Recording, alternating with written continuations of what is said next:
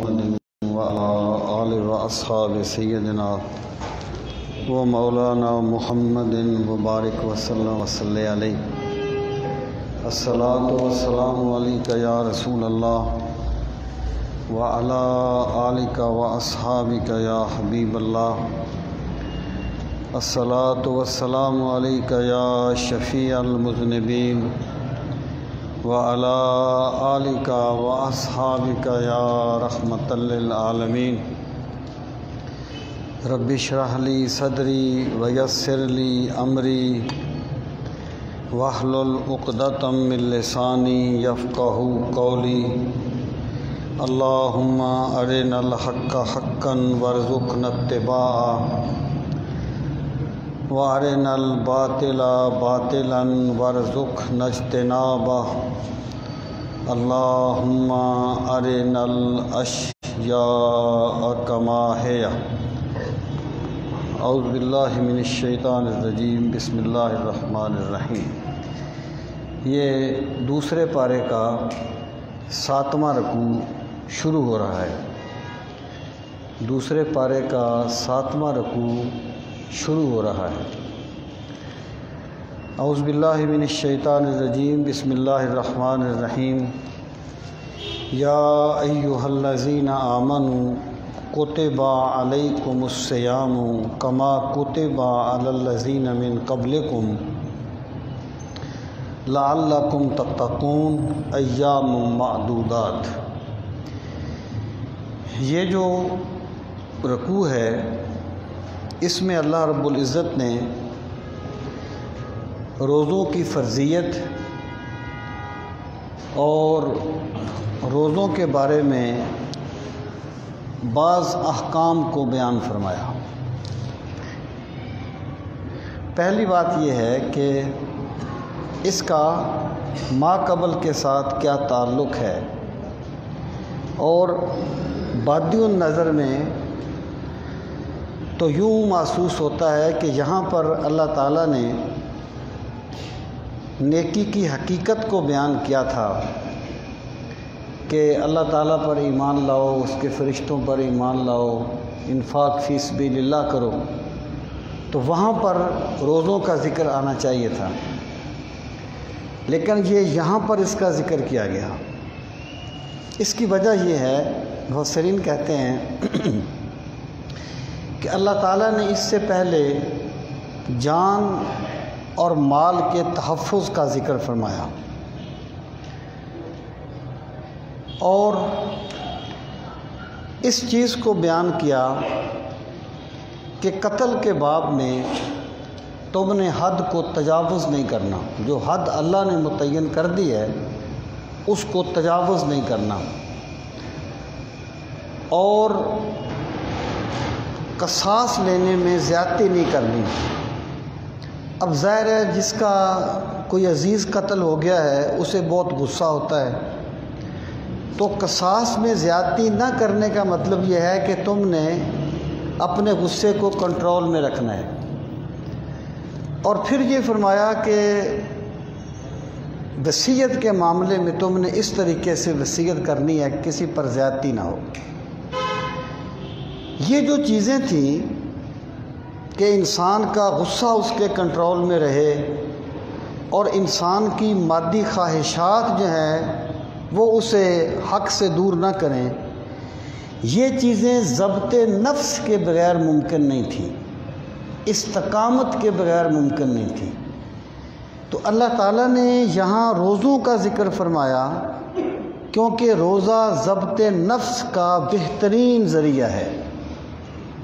اس سے پہلے بھی احکامات ہیں، بعد میں بھی احکامات ہیں، اور درمیان میں روزے کا ذکر ہے۔ تو اللہ تعالیٰ نے روزے کا تذکرہ اس پس منظر میں کر کے گویا اس چیز کو واضح کر دیا کہ ضبط نفس کا سب سے بڑا ذریعہ جو اللہ نے نظام عبادات میں رکھا ہے وہ روزہ ہے۔ اور جب تک ایک بندہ اپنے نفس پہ کنٹرول نہیں کرتا، اور یہ چیزیں درجہ بدرجہ بندے کو حاصل ہوتی ہیں، سٹیپ بائی سٹیپ حاصل ہوتی ہیں، اس وقت تک بندے کی عبادات جو ہیں وہ اپنی حقیقت سے دور رہتی ہیں۔ تو گویا اللہ تعالیٰ نے بعض احکام کے بعد ضبط نفس کا طریقہ بیان فرما دیا، اور وہ اللہ کے نظام میں روزہ ہے۔ تو اللہ رب العزت نے ارشاد فرمایا یا ایھا الذین آمنوا کتب علیکم الصیام، یا ایھا الذین آمنوا اے وہ لوگو جو ایمان لائے، کوتبہ لفظی معنی ہے لکھ دیا گیا ہے، اور یہ لفظ یہاں پر یعنی قرآن کریم میں کوتبہ کا لفظ جو ہے وہ فرضہ کے معنی میں استعمال ہوتا ہے۔ مراد یہ ہے فرض کر دیا گیا ہے، علیکم تم پر، الصیام و رک جانا، سیام جو ہے یہ صوم کی جمع نہیں ہے، یہ مصدر ہے، اس کا لفظی معنی ہے رک جانا، یعنی رسول کریم صلی اللہ تعالیٰ علیہ وآلہ وسلم نے جب ہمیں یہ فرمایا کہ اللہ تعالیٰ نے تم پر صیام فرض کیا ہے یا رک جانا فرض کیا ہے، تو پھر آپ نے عملی طور پر یہ بھی واضح فرما دیا کہ اللہ کی صیام سے مراد کیا ہے۔ تو شریعت میں جس چیز کو صیام یا صوم کہا جاتا ہے وہ یہ ہے کہ ایک بندہ روزے کی نیت سے طلوع فجر صادق سے لے کر غروب آفتاب تک کھانے پینے اور مباشرت سے رکا رہے، اس کو شریعت میں روزہ کہا جاتا ہے۔ تو اللہ پاک نے فرمایا کہ تم پر فرض کر دیا گیا رک جانا یعنی روزے، کما کتب علی الذین من قبلکم، کما جس طریقے سے کتب فرض کر دیے گئے تھے، علی الذین علی پر، الذین جو لوگ، من قبلکم تم سے پہلے تھے، یعنی روزہ تم جہاں پر جو تشبیہ ہے کہ جیسے تم سے پہلوں پر فرض تھے، یہ تشبیہ روزہ کے احکام میں نہیں ہے، یہ تشبیہ روزہ کی مطلق فرضیت میں ہے کہ جیسے تم پہ فرض کر دیے گئے اسی طرح ہم نے پہلوں پر بھی فرض کیے تھے۔ اور اس میں ایک تو اہل ایمان کے لیے ایک تشفی کا سامان ہے، یعنی یہ ایسی عبادت نہیں ہے جو تمہیں پر فرض کر دی گئی ہے، بلکہ جب سے اللہ نے اپنا دین اتارا ہے، ہر دین میں اللہ نے روزے کو لازم قرار دیا ہے۔ اللہ تعالیٰ کے ہر پیغمبر نے روزے کی تلقین کی ہے، قرآن و سنت میں اس کی بہت وضاحت کی گئی ہے۔ اور ایک تو ہے نا آسمانی مذاہب، یہود و نصارہ ہیں، مسلمان ہیں وغیرہ، جیسے آپ جو بھی آسمانی مذاہب، ایک ہیں وہ مذاہب جو آسمانی نہیں ہیں، جیسے بدھ مت ہے، جین مت ہے وغیرہ وغیرہ۔ آپ کو کوئی مذہب ایسا نہیں ملے گا جس میں روزے کا تصور نہ ہو، یعنی جو مذہب انسان نے اپنی سوچ سے بنائے ہیں ان میں بھی روزہ پایا جاتا ہے۔ اس کا مطلب یہ ہو گیا کہ وحی الہی تو ایک جگہ پر رہی، عقل انسانی بھی یہاں پر پہنچی کہ اپنی روح کو تقویت دینے کے لیے روزہ ضروری ہے۔ اور اللہ تعالیٰ نے فرمایا کہ جس طرح تم سے پہلوں پر فرض کیے گئے تھے، یعنی تمام انبیاء نے روزے کی تلقین کی، نبی امی صلی اللہ علیہ وسلم کا یہ اعلان فرمانا کہ روزے پہلوں پر بھی لازم کر دیے گئے تھے، اور آج تک کوئی بندہ اس کو جٹلا نہیں سکا، کوئی غیر مسلم، کوئی مستشرق، کہ وہ ثابت کرے کہ فلاں مذہب میں روزہ نہیں تھا، فلاں پیغمبر نے روزے کی مخالفت کی تھی، استغفر اللہ۔ تو اس کا مطلب یہ ہو گیا کہ رسول کریم صلی اللہ تعالیٰ علیہ وآلہ وسلم نے امی ہونے کے باوجود جو ایک پوری تاریخ کے بارے میں بات کہی اور کوئی اسے جٹلا نہیں سکا، اس کا مطلب یہ ہو گیا کہ رسول کریم صلی اللہ تعالیٰ علیہ وآلہ وسلم نے یہ باتیں اپنے پاس سے نہیں کہیں، بلکہ اللہ نے آپ پر نازل فرمائی ہیں، اور یہ آپ کی رسالت کی صداقت پر دلیل ہے۔ کما کتب علی الذین من قبلکم، جیسا کہ فرض کیے گئے ان لوگوں پر جو تم سے پہلے تھے، لعلکم تتقون، تاکہ تم صاحب تقوی بن جاؤ۔ یہ روزے کا مقصد ہے، یعنی روزے کا مقصد صرف انسان کو مشقت میں ڈالنا نہیں ہے، بلکہ روزے کا مقصد یہ ہے کہ انسان میں تقوی کا نور آ جائے۔ تقوی اس کا لفظی معنی پرہیز کرنا ہوتا ہے۔ اس کا مطلب یہ ہے کہ انسان کا اللہ کے ساتھ اتنا گہرا تعلق ہو جائے، تمہیں تقوی کا نور نصیب ہو جائے۔ ایام معدودات، معدودہ گنے ہوئے، یعنی گنتی کے دن ہیں۔ اللہ تعالیٰ نے روزے جو ہیں وہ پورا سال لازم نہیں کیے، کوئی 6 مہینے لازم نہیں کیے، کوئی 5 مہینے لازم نہیں کیے، بلکہ 29 یا 30 دن اللہ نے روزے لازم کیے ہیں۔ ایام معدودات گنے چنے دن ہیں۔ فمن کان منکم مریضا او علی سفر فعدۃ من ایام اخر، فمن پس جو کانا ہو منکم تم میں سے مریضاً مریض، او علی سفر یا سفر پر ہو، حالت سفر میں ہو، فعدۃ پس گنتی پوری کر لینا ہے، من ایام اخر دوسرے دنوں میں۔ یعنی تم پہ روزے فرض کیے گئے، لیکن اللہ تعالیٰ نے انسان کی کمزوری کو ملوذ خاطر رکھا ہے، انسان کی مجبوری کو ملوذ خاطر رکھا ہے۔ اگر کوئی بیمار ہو اور ایک صالح حکیم یہ کہہ دے کہ بھی اگر تو روزہ رکھے گا تو تیری صحت مزید بگڑے گی، یا تیری جو تندرست ہونا ہے وہ لمبا ہو جائے گا، یعنی تجھے دیر میں شفا ملے گی، اس کو مریض کہا گیا۔ یا سفر پر ہو، یعنی سفر شرعی۔ سفر سے مراد یہ نہیں ہے کہ آپ یہاں سے پرلے محلے میں جائیں اور کہیں میں مسافر ہوں۔ سفر سے مراد ہے جس پر شریعت نے سفر کا اطلاق کیا ہے، اور وہ 3 فرسخ ہے، اور پھر انگریزی میل بنا، پھر یہ میل بن گیا، دیسی میل بنا، پھر یہ میل بن گیا، آج کل کلومیٹر آ گئے۔ اس میں 3 قول ہیں کہ کتنا سفر ہے، تو 82، 92، 98 وغیرہ 92 کلومیٹر جو ہے وہ سفر شرعی ہے۔ جب ایک بندہ 92 کلومیٹر ایک طرف کے سفر کا ارادہ کرے تو اسے مسافر کہا جائے گا، اس پر سفر کے احکام لگیں گے۔ تو اللہ پاک نے فرمایا تم میں سے جو مریض ہو یا مسافر ہو، فعدۃ من ایام اخر، تو وہ دوسرے دنوں میں اس کی گنتی پوری کر لے۔ یعنی سفر کی وجہ سے اس کے 2 روزے رہ گئے ہیں، تو عید کے بعد وہ 2 روزے رکھ لے، تاکہ رمضان کے مہینے کے جو اللہ نے دن مخصوص کیے ہیں ان کی گنتی پوری ہو جائیں۔ وَعَلَى الَّذِينَ يُطِيقُونَهُ فِدْيَةٌ طَعَامُ مِسْكِينٍ، وَعَلَى الَّذِينَ اور ان لوگوں پر جو يُطِيقُونَهُ بڑی مشقت سے اسے ادا کرتے ہیں۔ فدیۃ فدیہ ہے، بدلہ ہے، طعام مسکین ایک مسکین کے کھانے کا۔ اچھا، یہ جو آیت ہے اس کے بارے میں ایک قول یہ ہے کہ جب شروع میں روزے فرض ہوئے تو اس وقت ایک آپشن تھا کہ بھی روزہ رکھو یا ایک روزے کی جگہ پہ ایک مسکین کو فدیہ دے دو۔ ایک مسکین کا فدیہ جتنا صدقہ فطر ہوتا ہے ایک بندے کا۔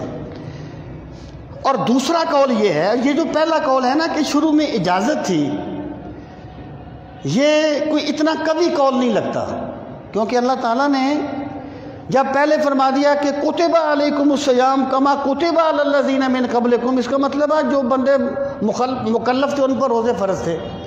اصل میں یہ جو لفظ اطاقت ہے نا، اطاقت عطا یطیقو، اس کا معنی ہے یصومونہ بعسر و مشقۃ، باب مشقۃ، کہ جو بندے بڑی تنگی کے ساتھ اور بڑی مشکل کے ساتھ روزہ رکھتے ہیں۔ یہ لکھنا ہے یطیقون، نکلا ہے توق سے، توق کہتے ہیں جو بندے کے گلے کو گھیر لیتا ہے۔ اس سے مراد ہے شیخ فانی، یعنی وہ بندہ جو عمر کے اس حصے کو پہنچ گیا کہ وہ روزہ نہیں رکھ سکتا، اور ظاہر ہے جوانی لوٹ کے نہیں آئے گی، تو یہ بھی اس کو امید نہیں ہے کہ میں دوبارہ رکھ لوں گا، تو اس سے مراد شیخ فانی ہے۔ اور شیخ فانی کی کوئی ایگزیکٹ عمر کا تعین نہیں ہو سکتا۔ بعض بندوں کی صحت بہت اچھی ہوتی ہے ماشاءاللہ، وہ 80 سال میں بھی جوان لگتے ہیں، بعض بندے جو ہے وہ 20 سال میں ہی بیمار ہو جاتے ہیں۔ اس کی کوئی حد بندی نہیں ہو سکتی۔ اس سے مراد ہے وہ بندہ جو اتنا بوڑھا ہو جائے یا اتنا بیمار ہو کہ اسے پتہ ہو کہ میں روزے نہیں رکھ سکوں گا، تو اللہ پاک نے اس کو اجازت دے دی کہ وہ ایک مسکین کا فدیہ دے دیا کرے، اللہ اسے روزہ رکھنے کا ثواب دے گا۔ اور یہ بھی فدیہ بھی تب جب وہ صاحب استطاعت ہے، صاحب استطاعت ہے تب فدیہ ہے۔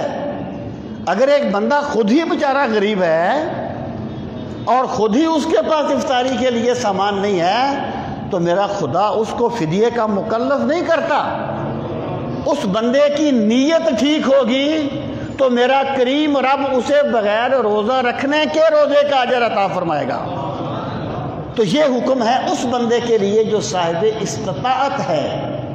اور اس بارے میں تیسرا قول یہ ہے کہ یطیقونہ جو ہے نا، اس سے مراد فدیۃ طعام ہے، یعنی اس سے مراد ہے صدقہ فطر کی طرف اشارہ کیا گیا ہے کہ جو بندے صاحب استطاعت ہوں وہ پھر بعد میں صدقہ فطر ادا کریں۔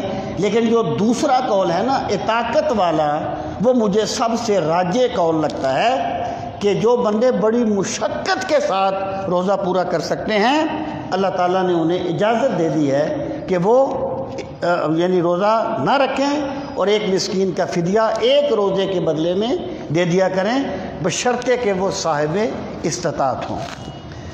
فمن تطوع خیرا فہو خیر لہ، کہا تو یہ تھا نا کہ ایک مسکین کا فدیہ دے دو۔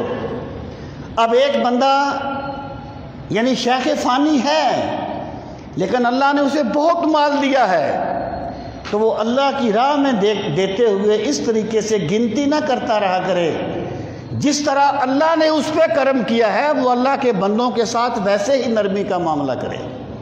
اللہ کا بندے سے مطالبہ یہ ہے کہ بندہ اللہ تعالیٰ سے جس امید کی توقع کرتا ہے اسے چاہیے کہ اللہ کے بندوں کے ساتھ ویسا ہی معاملہ کرے۔ اگر بندہ یہ چاہتا ہے کہ میرا خدا مجھے معاف کر دے، اسے چاہیے کہ بندوں کی غلطیاں معاف کر دیا کرے۔ اگر وہ چاہتا ہے کہ میرا خدا میرے پردے رکھے، میرے عیبوں پہ پردے ڈال دے، اسے چاہیے کہ بندوں کی کمزوریوں پر پردے ڈالے، اللہ اس کے عیبوں پہ پردے ڈال دے گا، اللہ اس کے گناہوں پہ پردے ڈال دے گا۔ تو فمن تطوع خیرا، اور جس بندے نے زیادہ کیا بلائی کو، فہو خیر لہ، پس وہ بہت بہتر ہے اس کے لیے۔ یعنی اس نے ایک مسکین کا فدیہ نہیں دیا، بس کہ اس نے 2 مسکینوں کا فدیہ دے دیا ایک دن کے بارے میں۔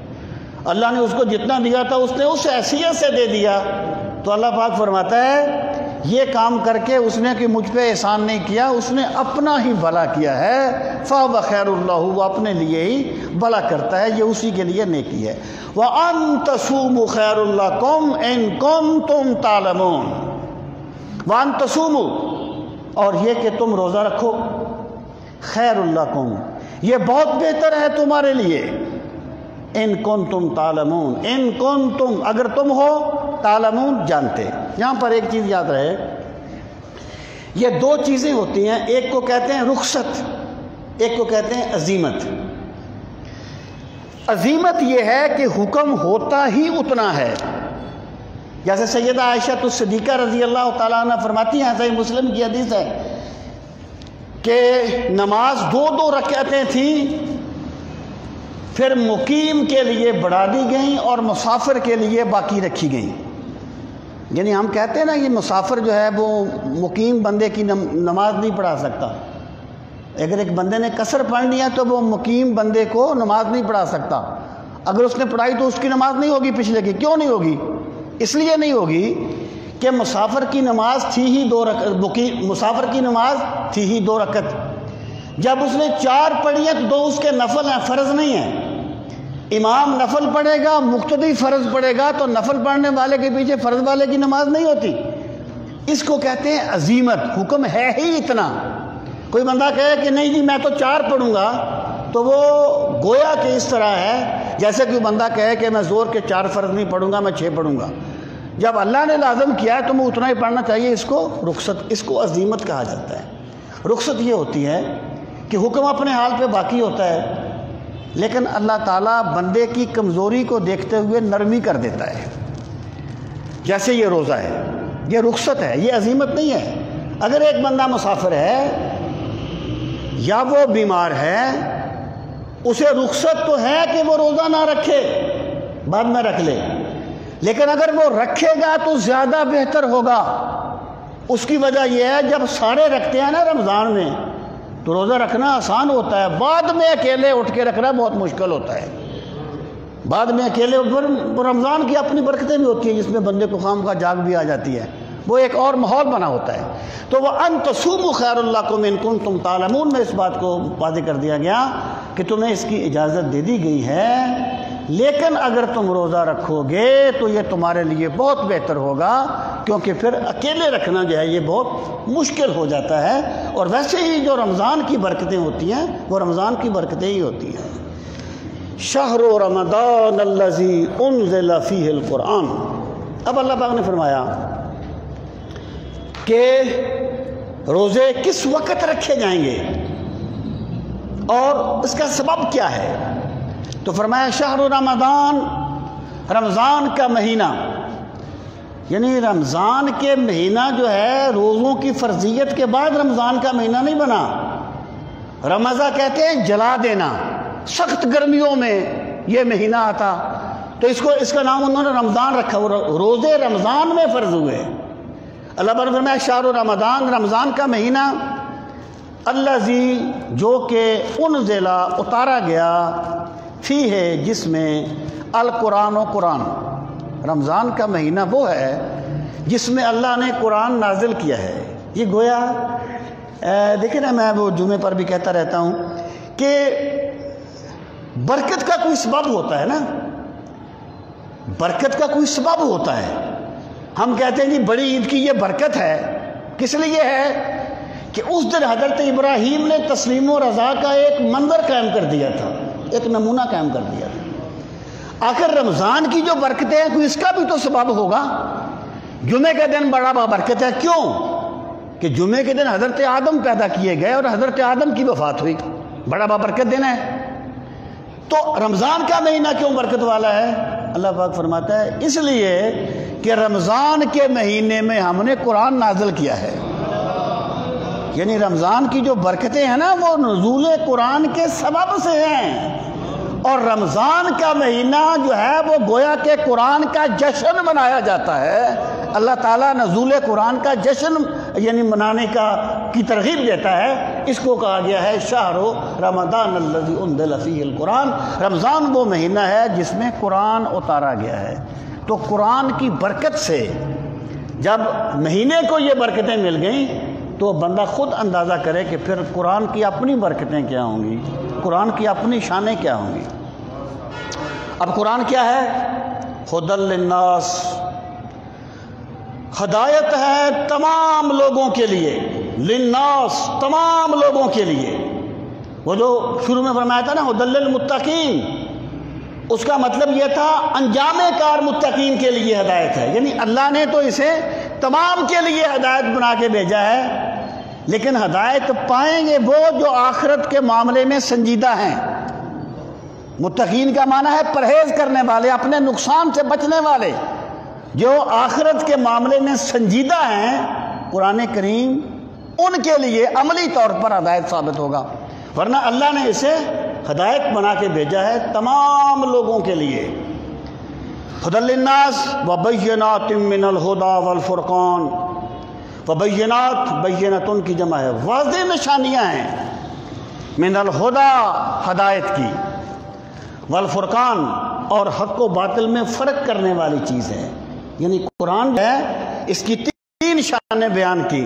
پہلی بات یہ کہ تمام لوگوں کو ہدایت کا راستہ دکھاتا ہے، اور دوسری بات یہ کہ حق کی صداقت پر بڑی بڑی نشانیاں ہیں، اور حق و باطل کو بالکل ممتاز کر دیتا ہے، الگ الگ کر دیتا ہے۔ یہ اللہ کے قرآن کی شان ہے۔ اب کیا فرمایا کہ تمہیں ہم نے قرآن دیا، فمن شاہد منکم الشہر فلیصمہ، فمن شاہدہ، پس جو حاضر ہو، شاہدہ کا معنی ہوتا ہے حاضر ہونا، پس جو موجود ہو، منکم تم میں سے، الشہر اس مہینے میں، فلیصمہ تو اس پر یہ امر ہے وجوب کے لیے، تو اس پر لازم ہے کہ وہ روزہ رکھے۔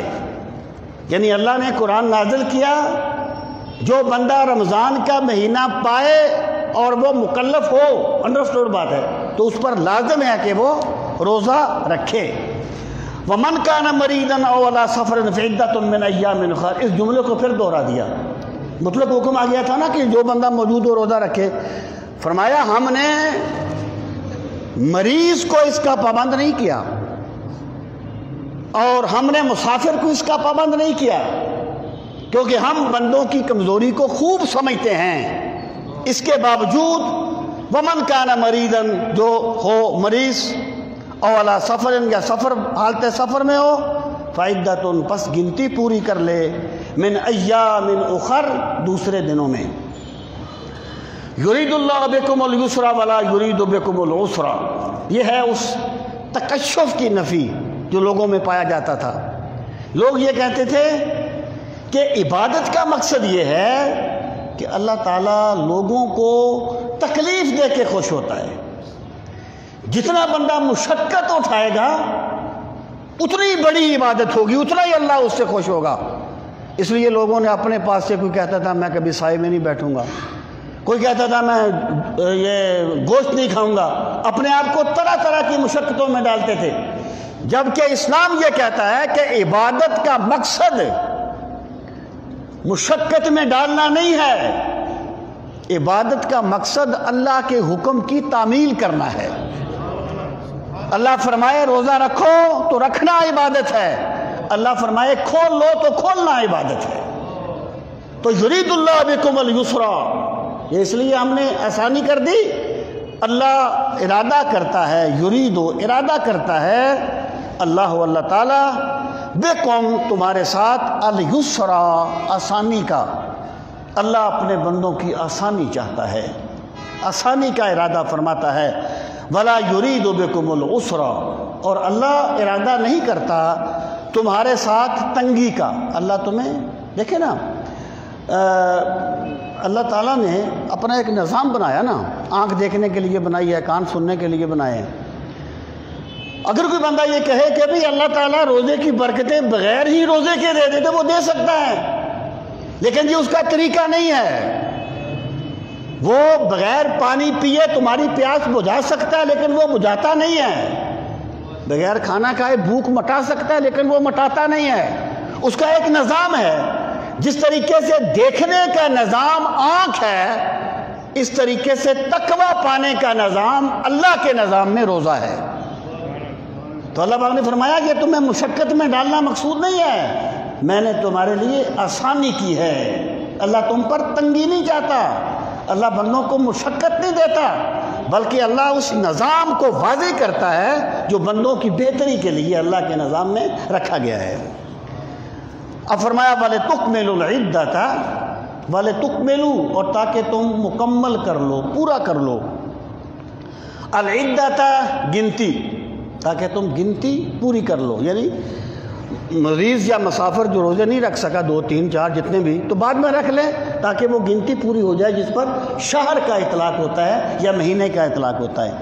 وَلِتُكَبِّرُوا اللَّهَ عَلَىٰ مَا هَدَاكُمْ، اور تاکہ تم لِتُكَبِّرُوا اللَّهَ، اللہ کی کبریائی کو بیان کرو، اللہ کی بڑائی کو بیان کرو، عَلَىٰ مَا هَدَاكُمْ، اس چیز پر جو اس نے تمہیں ہدایت دی ہے۔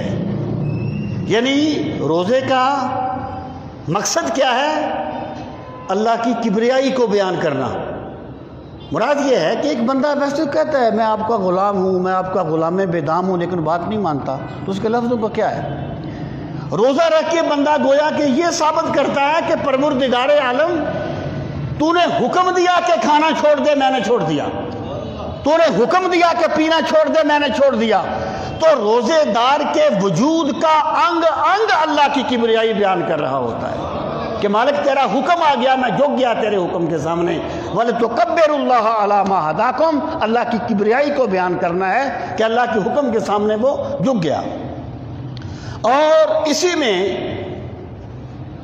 تکبیرات عیدین کی طرف بھی اشارہ ہے، یعنی جو عیدین میں زیادہ تکبیریں کہی جاتی ہیں، تو روزہ جو ہے یہ بندے کو ان تکبیروں تک لے جاتا ہے۔ وَلِتُكَبِّرُوا اللَّهَ عَلَىٰ مَا هَدَاكُمْ وَلَعَلَّكُمْ تَشْكُرُونَ، اور روزہ ہم نے اس لیے فرض کیا تاکہ تم اللہ کا شکر ادا کرنے والے بن جاؤ. یعنی روزہ تمہیں اللہ کا شکر ادا کرنے کا ذریعہ ہے. جس طریقے سے بندے شکر ادا کرتے ہوئے صدقہ کر دیتے ہیں، کوئی نوافل پڑھ لیتے ہیں، کوئی نیکی کر دیتے ہیں، اس طرح روزہ رکھ کے اللہ کا شکر بھی ادا کیا جاتا ہے. جیسے کہ یہود عاشورہ کا روزہ رکھتے تھے. حضرت موسیٰ علیہ السلام کی قوم کو اس دن اللہ تعالیٰ نے نجات دی تھی فرعونیوں سے. تو اللہ پاک نے فرمایا روزے کا مقصد اللہ کا شکر ادا کرنا ہے. وَإِذَا سَأَلَكَ عِبَادِي عَنِّي فَإِنِّي قَرِيبٌ.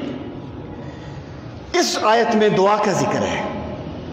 ربط بڑا واضح ہے کہ جہاں فرمایا نا میں تمہارے قریب ہوں، اس کا مطلب یہ ہے کہ اے لوگو تم یہ نہ سوچنا کہ رمضان کے مہینے میں تو اللہ تعالیٰ کا قرب خاص مل جاتا ہے ایمان والوں کو اور وہ بعد میں نہیں ملتا.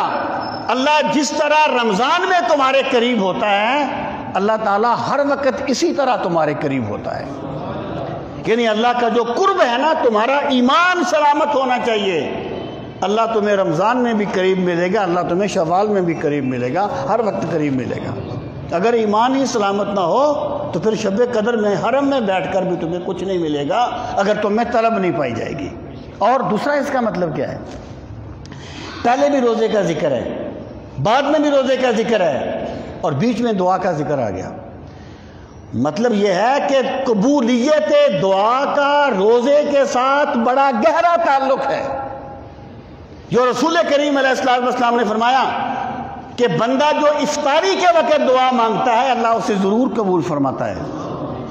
یعنی افطاری کے وقت نا وہ بندہ کچھ ظاہر ہے بھوک لگی ہوتی ہے، اسے ذرا سی بات پہ غصہ آتا ہے تو وہ الجھنے کے بہت زیادہ چانسز ہوتے ہیں.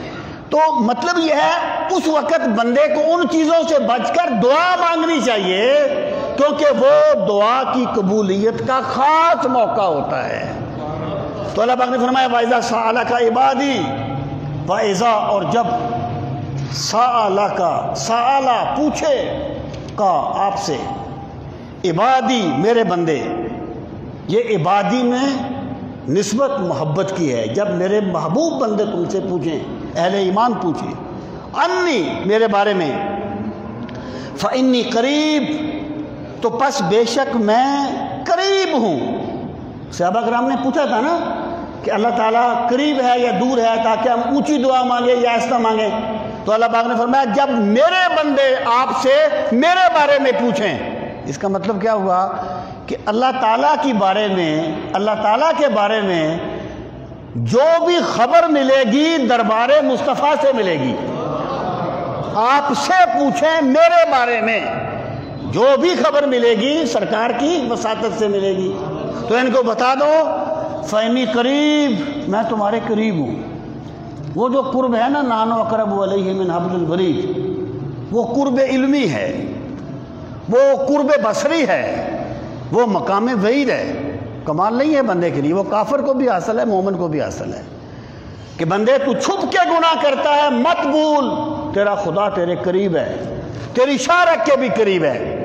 یہ قرب محبت ہے، یہ ایمان والوں کو حاصل ہے کہ جب میرے محبوب بندے ایمان والے آپ سے پوچھیں انہیں بتا دے کہ میں ان کے قریب ہوں. وہ جو سرکار نے فرمایا نا حدیث قدسی ہے، اللہ پاک فرماتا ہے انا جلیس من ذکرنی، جو بندہ مجھے یاد کرتا ہے میں اس کے پاس ہی بیٹھا ہوا ہوتا ہوں. یہ محبت کی باتیں ہیں، یہ محبت سے سمجھ آتی ہیں. وہ کیا ہے؟ محبت کو سمجھنا ہے تو نہ سے خود محبت کر، کنارے سے کبھی اندازہ طوفان نہیں ہوتا. یہ چیزیں بیان نہیں ہو سکتی، یہ اہل محبت جانتے ہیں کہ وہ اللہ کا قرب کیا ہوتا ہے. آپ اندازہ کیجئے کہ بندے کو یہ بندہ مشکلات میں گرا ہوا ہے، اسے یقین ہو کہ میں اکیلا نہیں ہوں، میرا رب میرے ساتھ ہے، تو کتنا اس کو حوصلہ ملے گا. کتنا اس کو تقویت ملے گی اس چیز کی. تو اللہ پاک نے فرمایا بتا دیں میں ان کے قریب ہوں. اجیب دعوت الداعی اذا دعان، اجیبو میں جواب دیتا ہوں، دعوت الداعی پکارنے والے کی پکار کا، یعنی جب کوئی بندہ مجھے پکارتا ہے تو میں اس کی پکار کا جواب دیتا ہوں. اذا دعان، جب وہ مجھ سے دعا مانگے، جب وہ مجھے پکارے. فلیستجیبوا لی، پس تمہیں چاہیے کہ میری بات کا جواب دیا کرو، یعنی میرے احکامات پر عمل کیا کرو. وَلْيُؤْمِنُوا بِي، اور چاہیے کہ ایمان لائیں مجھ پر. یہاں پر ایمان کا مطلب کیا ہے کہ اللہ تعالیٰ کی قدرت پر کامل یقین کر لینا. تم کامل یقین پیدا کرو، تم میری بندگی کے راستے پر چلو اور باقی معاملہ میرے سپرد کر دو. میں بہتر جانتا ہوں میں نے اپنے بندے کو کیسے نوازنا ہے. بندگی چو گدایا بشرط مزد مکن، کہ خواجہ خود رسم بندہ پروری دانت، کہ اللہ کی بندگی گداؤں کی طرح نہ کیا کر، بندگی کر کے میرا رب مجھ سے راضی ہو جائے. پھر وہ بہتر جانتا ہے میں نے اپنے بندے کو کیا دینا ہے، میں نے اپنے بندے کو کیسے نوازنا ہے. فَلْيَسْتَجِيبُوا لِي وَلْيُؤْمِنُوا بِي لَعَلَّهُمْ يَرْشُدُونَ، تاکہ وہ سیدھے راستے پر چلیں. مراد یہ ہے کہ ایمان اور اطاعت کا راستہ تمہیں سیدھے راستے پر گامزن کرے گا. أُحِلَّ لَكُمْ لَيْلَةَ الصِّيَامِ الرَّفَثُ إِلَىٰ نِسَائِكُمْ. اس آیہ کریمہ کا بھی ایک پس منظر ہے کہ شروع میں یہ حکم تھا کہ اگر روزہ افطار کرنے کے بعد کوئی بندہ ذرا سا سو گیا پھر وہ جاگا تو وہ کچھ کھا پی نہیں سکتا تھا. اور ماہ رمضان کی راتوں میں مباشرت بھی جائز نہیں تھی، مقاربت، میاں بیوی کی مقاربت بھی جائز نہیں تھی. اب ظاہر ہے ایک پورا مہینہ ہے تو اس کا امکان تھا کہ کوئی اس کی مخالفت ہو جائے یا کسی سے کوئی ایسا عمل ہو گیا کہ رات میں اس نے مقاربت کر لی جو کہ جائز نہیں تھی. تو اللہ رب العزت نے اس آیہ کریمہ میں اس اپنے بندوں پہ نرمی کرتے ہوئے اس حکم کو ختم کر دیا. ارشاد فرمایا اوہلا، حلال کر دیا گیا، لکم تمہارے لیے، لیلۃ الصیام روزوں کی راتوں میں، الرفث، رفث کا لفظی معنی ہے چھیڑ چھاڑ کرنا. یہ لفظ یہاں پر مباشرت کے معنی میں استعمال ہو رہا ہے. الی نسائکم، اپنی بیویوں کے ساتھ. تمہارے لیے رمضان کی راتوں میں اپنی بیویوں کے ساتھ مقاربت کو حلال کر دیا گیا ہے. ہن لباس لکم وانتم لباس لہن. اللہ اکبر. لباس کیا کرتا ہے؟ بندے کو ڈھانپ لیتا ہے، بندے کو بکار دیتا ہے، بندے کے عیب یا اس کی شرمگاہ کو ڈھانپ لیتا ہے. اللہ پاک نے فرمایا تمہاری بیویاں تمہارے لباس ہیں اور تم اپنی بیویوں کے لباس ہو. یعنی یہ ایسی ایک بلاغت ہے قرآن کریم کی، اس پر جتنا بھی غور کیا جائے گا وہ کم ہوگا. ہن لباس لکم، وہ تمہارے لباس ہیں، پردے ہیں تمہارے.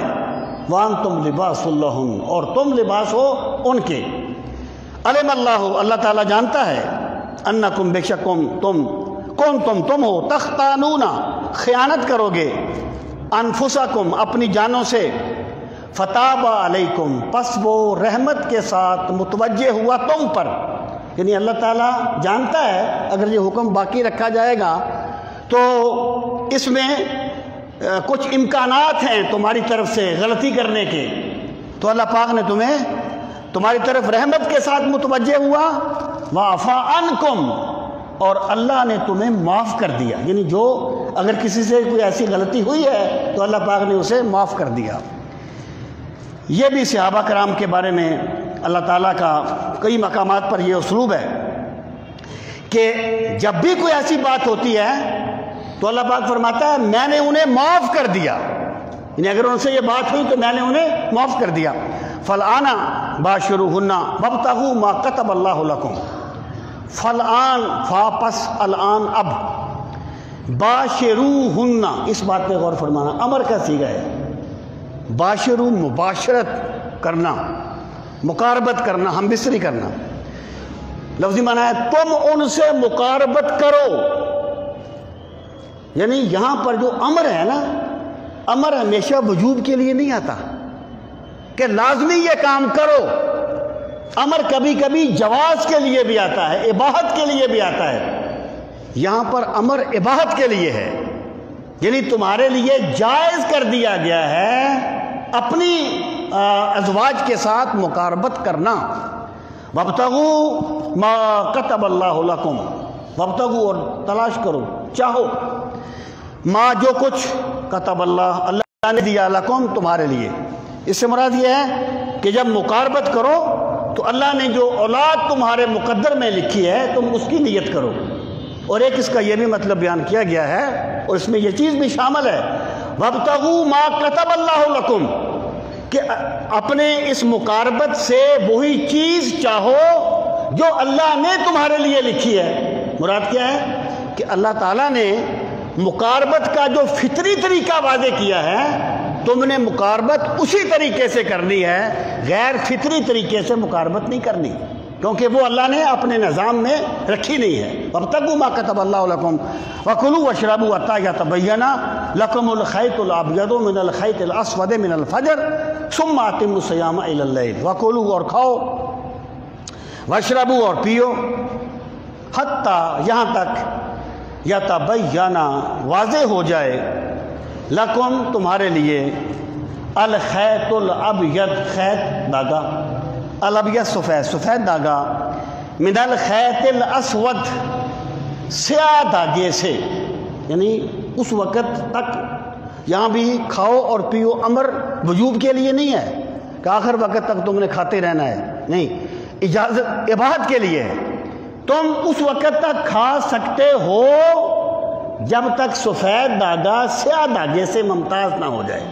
یہاں پر یہ جو خیط الابیض ہے اس سے مراد طلوع فجر صادق ہے، اور خیط الاسود سے مراد طلوع فجر کاذب ہے. یہ جب فجر طلوع ہوتی نا، پہلے فجر کاذب ہوتی ہے پھر فجر صادق ہوتی ہے. تو مراد یہ ہے جس وقت ہم روزہ بند کرتے ہیں نا وہ ہے خیط الابیض، یعنی طلوع فجر صادق. تو اللہ پاک نے فرمایا اس وقت تک تم کھا پی سکتے ہو جب تک طلوع فجر صادق نہ ہو جائے. ثم اتموا الصیام الی اللیل، پھر یہ روزے کا وقت ہے. یہ ثم پھر اتموا پورا کرو، مکمل کرو، الصیام رات کو، روزوں کو، الی اللیل رات تک، پھر روزہ مکمل کرو رات تک. رکھنا کس وقت ہے؟ جب طلوع فجر ثانی ہو، اس وقت طلوع فجر ثانی ہوئی ٹائم ختم ہو گیا. جب یہ ٹی وی پر اذان ہوتی نا، اذان اس وقت شروع ہوتی ہے جب روزے کا وقت ختم ہو جاتا ہے. اگر یعنی یہ ممکن ہے کہ کسی مسجد میں 5 منٹ بعد اذان پڑھتے ہو، یہ الگ بات ہے. میں ٹی وی کی بات کر رہا ہوں. ان کا جو طریقہ ہے کہ جب وہ اذان شروع کرتے اس وقت روزے کا ٹائم ختم ہو چکا ہوتا ہے. اب روزہ کس وقت تک رکھنا ہے؟ لیل تک، رات تک. اب رات کسے کہتے ہیں؟ من مغرب الشمس الی طلوع الشمس، یعنی رات کا مطلب یہ ہے کہ سورج جب غروب ہو گیا تو رات شروع ہو گئی. جب سورج غروب ہو گیا، من مغرب الشمس، سورج غروب ہو گیا تو رات شروع ہو گئی.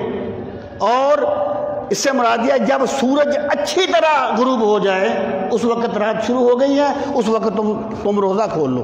تو اگر کوئی بندہ آدھا گھنٹہ لیٹ کھولتا ہے تو وہ نیکی نہیں کرتا. یہ یہود میں یہ بات آئی تھی.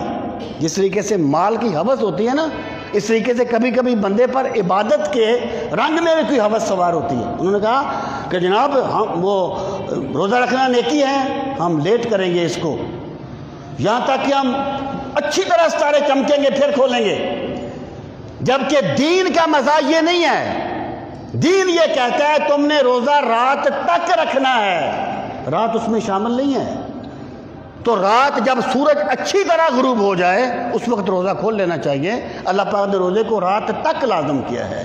ثم اتموا الصیام الی اللیل ولا تباشروہن وانتم عاکفون فی المساجد. پہلے اجازت دی تھی نا کہ تم رمضان کی راتوں میں مباشرت کر سکتے ہو، اس کی اجازت تھی. اب فرمایا ولا تباشروہن، اور تم ان سے مباشرت نہیں کر سکتے، نہیں کرو گے۔ کب؟ وانتم عاکفون فی المساجد، وانتم اور تم ہو عاکفون اعتکاف بیٹھنے والے، فی المساجد مساجد میں، یعنی جب تم مسجدوں میں اعتکاف بیٹھے ہو اس وقت تم مقاربت نہیں کر سکتے۔ مراد یہ ہے کہ اعتکاف کے عالم میں اگر کوئی خاتون اپنے گھر میں بیٹھی ہے اعتکاف تو اس کے لیے بھی یہی حکم ہے، کیونکہ اس کی مسجد وہی ہوگی، یہاں وہ اعتکاف بیٹھی ہے۔ کوئی بندہ اعتکاف بیٹھا ہوا ہے تو اس کے لیے یہ ممانعت کر دی کہ تم کسی بھی حالت میں، یعنی پہلے یہ ہوتا تھا کہ بندے، یہ تو ابھی چند سال پہلے کی بات ہے، یہ ہوتے نہیں تھے یہ واش روم وغیرہ ٹائلٹ وغیرہ، تو بندے جو تھے وہ اپنے گھر جاتے تھے کبھی پیشاب کرنے کے لیے یا کوئی ایسی حاجت کے لیے، تو اللہ تعالیٰ نے منع فرما دیا کہ تم مباشرت نہیں کر سکتے۔ تلک حدود اللہ، یہ اللہ کی حدیں ہیں، فلا تقربوها، تم ان کے قریب نہ جایا کرو، یعنی بالکل ان کو توڑنے سے بچا کرو۔ کذالک یبین اللہ، اسی طرح بیان کرتا ہے اللہ تعالیٰ آیات ہی، اپنی آیات، للناس، لوگوں کے لیے، لعلہم یتقون، تاکہ وہ اللہ سے ڈرنے والے بن جائیں۔ یعنی علماء کہتے ہیں کہ اگر یہ کہا جائے کہ عبادات اسلامیہ کے مقصد کو ایک لفظ میں بیان کرو، عبادات اسلامیہ کے مقصد کو ایک لفظ میں بیان کرو تو وہ لفظ ہوگا تقویٰ، کہ تمام عبادات اس لیے لازم کی گئی تاکہ تم میں تقویٰ آ جائے، اور تقویٰ اس اللہ کے ساتھ گہرے تعلق کو کہتے ہیں کہ بندہ اللہ کی کوئی بھی نافرمانی کرتے ہوئے ڈر جاتا ہے کہ میرا کریم خدا مجھ سے ناراض نہ ہو جائے، اس گہرے تعلق کو تقویٰ کہا جاتا ہے تاکہ تم متقی بن جاؤ۔ وَلَا تَأْكُلُوا أَمْوَالَكُمْ بَيْنَكُمْ بِالْبَاطِلِ وَتُدْلُوا بِهَا إِلَى الْحُكَامِ لِتَأْكُلُوا فَرِيقًا مِّنْ أَمْوَالِ النَّاسِ بِالْإِثْمِ وَأَنْتُمْ تَعْلَمُونَ۔ وَلَا تَأْكُلُوا، اور نہ کھاؤ، اموالکم، اپنے مال، بینکم، اپنے درمیان، بالباطل، ناجائز طریقے سے، یعنی اللہ تعالیٰ نے روزوں کا حکم دینے کے بعد رزق حلال کی تلقین فرمائی۔ اس کی وجہ یہ ہے کہ جس بندے کی عبادات اللہ قبول کر لے اس کے معاملات ٹھیک ہو جاتے ہیں۔ جس بندے کے معاملات نہیں سنورتے نا اس کی عبادات رسمیں ہوتی ہیں، یہ ذکر نیم شبی، یہ مراقبے، یہ سرور تیری خودی کے نگہباں نہیں تو کچھ بھی نہیں۔ اللہ پاک نے فرمایا کہ تم نے روزہ رکھا تقویٰ کے لیے، اب تم نے کیا کرنا ہے، ولا تاکلوا، باطل کا جو لفظ ہے نا یہ بہت جامع ہے، باطل کا لفظ بہت جامع ہے کہ مال باطل طریقے سے نہ کھاؤ۔ اس کا مطلب یہ ہوتا ہے کہ ہر وہ ذریعہ جس میں کسی کو دھوکہ دیا جائے، کسی کی مجبوری سے ناجائز فائدہ اٹھایا جائے، یا کوئی بھی ایسا طریقہ جس میں کسی پر کسی بھی طرح کی کوئی زیادتی کی جائے اس کو باطل کہا جاتا ہے۔ میں آپ کو ایک حدیث پاک میں کتاب البیوع میں بہت سے بیع کو حرام قرار دیا گیا ہے، ان میں سے ایک بیع ہے بیع مستر، بیع مستر۔ بیع مستر یہ ہوتی ہے، مستر کہتے ہیں مجبور کو، یعنی ایک بندہ ہے اس کے گھر میں کوئی بیماری ہے، فرض کریں اس نے بیٹے کی دوائی لینی ہے، آپریشن کروانا ہے، اس کو پیسے چاہیے، اس کے پاس پیسے نہیں ہیں، وہ کہتے ہیں یار میں اپنی فریج بیچ دیتا ہوں، میں اپنی گاڑی بیچ دیتا ہوں، فرض کریں گاڑی ہے 5 لاکھ روپے کی، اب بندے کو پتہ ہے اس نے تو بیچنی ہے، وہ کہتا ہے جی میں تو 3 لاکھ دوں گا اس کا۔ اب جس کا بیٹا مر رہا ہے اس نے تو بیچ دینی ہے نا، تو خریدنے والا یہ نہ کہے کہ اس نے اپنی مرضی سے دی ہے، اس نے مرضی سے نہیں دی، اس نے اس کی مجبوری سے ناجائز فائدہ اٹھایا ہے۔ جب ایمان سلامت ہوتا ہے نا تو پھر تقوی کے راستے اپنے آپ واضح ہو جاتے ہیں۔ تو یہ تمام چیزیں اس میں شامل ہیں باطل میں، اور یہاں پر جس چیز کی اسپیشلی ممانعت کی جا رہی ہے وہ کیا ہے، وَتُدْلُوا بِهَا إِلَى الْحُكَّامِ، وَتُدْلُوا، عدلہ یدلی ہوتا ہے لٹکانا، اس کا مطلب یہ ہے کہ تم لے جاؤ بہا، اپنے مال، الی الحکام، حکام کے پاس، لتاکلوا، تاکہ تم کھاؤ، فریقاً، ایک حصہ، من اموال الناس، لوگوں کے مالوں میں سے، بالاسم، گناہ کے ساتھ، وانتم تعلمون، اور تم خوب جانتے ہو، اور تم جانتے بھی ہو۔ مراد کیا ہے؟ یہاں پر رشوت سے منع کیا جا رہا ہے، یعنی تم اپنا مال حاکموں کو دے دو تاکہ تم لوگوں کے مال کا ایک حصہ کھا لو، اس کو کہتے ہیں رشوت۔ رشوت کی تعریف کیا ہے؟ رشوت کی تعریف یہ ہے ما یعطا، اور یہ لغت کی تعریف ہے، یعنی رشوت کا لفظ ہی اس معنی میں استعمال ہوتا ہے، ما یعطا لاحقاق الباطل او لابطال حق، جو چیز باطل کو حق کرنے کے لیے یا حق کو باطل کرنے کے لیے دی جائے وہ رشوت ہے۔ فرض کیجئے گا کہ ایک بندے کا مقدمہ چل رہا ہے، اب وہ حق اس کا نہیں ہے، اس نے پیسے دے دیے قاضی کو کہ فیصلہ میرے حق میں کر دے، تو گویا جو اس کا حق نہیں تھا اس نے اسے اپنا حق بنا لیا، اور جو دوسرے کا حق تھا اسے اپنے قبضے میں کر لیا، اس کو رشوت کہا جاتا ہے۔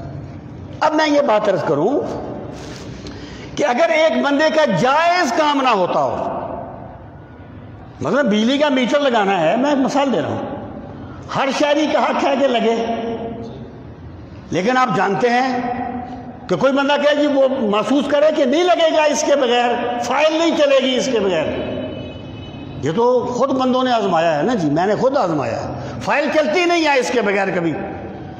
تو بھائی اگر اپنا جائز، پھر میں کہہ رہا ہوں اپنا حق لینے کے لیے، اور حق کیا ہوتا ہے؟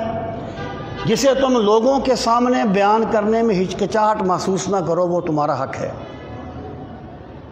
رسول کریم صلی اللہ علیہ وسلم نے ایک ضابطہ دیا تھا نیکی اور گناہ کا۔ آپ نے فرمایا تھا کہ بھئی گناہ وہ ہے جو تیرے دل میں کھٹکے، وَكَرِهْتَ أَن يَطَّلِعَ عَلَيْهِ النَّاسُ، اور تو ناپسند کرے کہ لوگوں کو اس کا علم ہو، تو اسے لوگوں سے چھپانا چاہے کیونکہ تیرا ضمیر مطمئن نہیں ہے۔ تو بندہ یہ سمجھتا ہے کہ میرا حق ہے لیکن مجھے نہیں مل رہا، میٹر لگنا میرا حق ہے، نہیں مل رہا، اور بندہ اس کو پیسے دے دیتا ہے، تو اس نے باطل کو حق نہیں کیا، اس کے لیے رشوت نہیں ہے دینے والے کے لیے، لینے والے کے لیے رشوت ہے، اس نے حق کو باطل کیا ہے اور باطل کو حق کیا ہے۔ یہ میں جواز کی صورت بتا رہا ہوں، یعنی میں یہ کہنا چاہتا ہوں کہ اگر ایک بندے کو اپنا حق نہیں ملتا اور وہ پیسے دے دیتا ہے، ہم یہ نہیں کہیں گے کہ اس نے حرام کا ارتکاب کیا ہے۔ اگر کوئی بندہ کہتا ہے جی میں نہیں دوں گا رشوت بے شک میرا کام نہ ہو، تو ہم اس کو سیلوٹ کرتے ہیں، ہم اس کی قدر کرتے ہیں، لیکن یہ حکم سب پہ نہیں لگ سکتا۔ اگر کسی بندے نے اس طریقے سے دیا ہے تو ہم یہ نہیں کہیں گے کہ اس نے حرام کا ارتکاب کیا ہے۔ رشوت کی ڈیفینیشن ہی یہ کی گئی ہے، ما یعطی لاحقاق الحق او لابطال باطل، جس کے ساتھ باطل کو حق کیا جائے یا حق کو باطل کیا جائے، تو اس کو تو اللہ پاک نے یہاں پر فرمایا کہ لوگوں کے مال باطل طریقے سے نہ کھایا کرو۔ یعنی ایسا ہوتا تھا کہ جب جاتے نا قافلے، باہر سے کسان جاتے، دیہاتی لوگ، تو لوگ جو تاجر تھے نا وہ آ جاتے، وہ کہتے جی وہ کوئی حالت نہیں ہے آج کل، منڈی کی بڑی بری حالت ہے، کوئی نہیں پوچھتا چیزوں کو، آپ کے ہمارے بڑے پرانے تعلقات ہیں، ہم چاہتے ہیں آپ کا نقصان نہ ہو، تو ان سے سستے داموں خرید لیتے اور مہنگے داموں بعد میں اس کو بیچتے۔ تو سرکار نے فرمایا آگے جا کے سواروں سے مت ملا کرو، انہیں منڈی میں آنے دو تاکہ وہ دیکھیں اور اپنا فیصلہ کریں۔ یہاں کیا تھا؟ وہ ان کی ناواقفیت سے فائدہ اٹھاتے تھے۔ میرے بھائی، ہر وہ طریقہ جس میں کسی کی ناواقفیت سے فائدہ اٹھایا جائے، کسی کی مجبوری سے ناجائز فائدہ اٹھایا جائے، یا کسی بھی طریقے سے کسی پر کوئی جبر، یہ ایک تاریخی واقعہ ہے کہ جب پاکستان بن رہا تھا، امرتسر کے اسٹیشن پر ایک گاڑی آ رہی تھی، ایک بندہ تھا، اس کا بیٹا پیاس کی وجہ سے مر رہا تھا، وہاں ایک بندہ پانی بیچ رہا تھا، اس نے کہا میں پانی کا گلاس 500 روپے میں دوں گا۔ اب جس کا بیٹا مر رہا ہے اس کی جیب میں 500 ہے تو اس نے دے دینا ہے، لیکن بیچنے والا یہ نہ کہے کہ میں نے تجارت کی ہے۔ تو نے تجارت نہیں کی، تو نے حرام کھایا ہے، تو نے حرام کھایا ہے، تو نے اس کی مجبوری سے فائدہ اٹھایا ہے۔ اور یہ چیز بہت پائی جاتی ہے، اگر کوئی بندہ مجبور ہے تو اس کے ساتھ بھلا کرنا چاہیے، اس کی مجبوری سے ناجائز فائدہ نہیں اٹھانا چاہیے۔ جب کوئی بندہ مجبور بندے کے ساتھ بھلا کرتا ہے تو اللہ کی رحمتیں اس بندے کا استقبال کرتی ہیں۔ رسول کریم علیہ السلام نے فرمایا تھا کہ جب تک کوئی بندہ کسی اپنے بھائی کی مشکل حل کرنے میں لگا رہتا ہے تو اللہ تعالیٰ اس کی مشکلیں حل فرماتا رہتا ہے۔ ما کان العبد فی حاجت اخیہ کان اللہ فی حاجتہ۔ تو اللہ نے فرمایا باطل طریقے سے مال نہ کھاؤ، وتدلوا بها الى الحکام، اور مال کو اپنے حاکموں کے پاس نہ لے جایا کرو، لتاکلوا فریقا من اموال الناس بالاثم، تاکہ تم لوگوں کے مالوں کا ایک حصہ کھا لو، وانتم تعلمون، اور تم خوب جانتے ہو۔ اس سے مراد کیا ہے؟ انتم تعلمون سے مراد کیا ہے؟ اللہ نے تمہیں ضمیر دیا ہے، بل الانسان ولا نفسہ بصیرہ ولو القی معاذیرہ۔ بندہ غلط کو غلط سمجھتا ہے لیکن پھر اپنے مفاد کی وجہ سے لفظوں کے تانے بانے بنتا ہے۔ وہ رشوت کو چائے پانی کہتا ہے، وہ شہوت کو محبت کہتا ہے۔ یعنی اللہ نے تمہارے اندر جو مفتی بٹھایا ہے نا، اس سے پوچھ لیا کرو کہ میں نے کیا کرنا ہے، اس کا گلا نہ گونتا کرو، اس کی آواز پہ لبیک کہا کرو، وانتم تعلمون، اور تم نیکی اور بدی کی حقیقت کو خوب جانتے ہو۔ اللہ تعالی ہم سب کو دین کا فہم صحیح نصیب فرمائے۔ وما علینا الا البلاغ المبین۔ الحمدللہ رب العالمین والعاقبۃ للمتقین، الصلاۃ والسلام علی سید المرسلین وعلی آلہ واصحابہ اجمعین۔ ربنا آتنا فی الدنیا حسنۃ وفی الآخرۃ حسنۃ وقنا عذاب النار۔ پروردگار عالم ہم سب کی حاضری اپنی بارگاہ عالی میں قبول و منظور فرما۔ یا ارحم الراحمین ہمارے گناہوں کو معاف فرما۔ میرے مالک ہمیں یقین کی دولت سے مالا مال فرما۔ میرے مالک ہمیں ایمان کی دولت سے مالا مال فرما۔